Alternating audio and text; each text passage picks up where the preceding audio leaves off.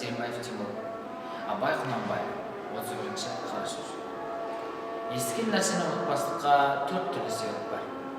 Әуелі көкірегі байлығы болмақ керек. Екінші, сол нәрсені естігенде, я көргенде ғибраттану керек.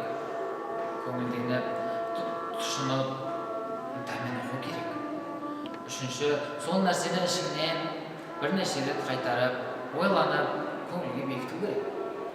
Төртінші, ой кеселі, нәрселерден қашып болу керек.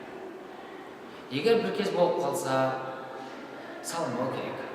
Ой кеселдері уайымсыз, салғақтық, ойыншы, күлкішілік, я бір қайғыға салыну, я бір нәрсені құмарлыққа пайда болу секілді.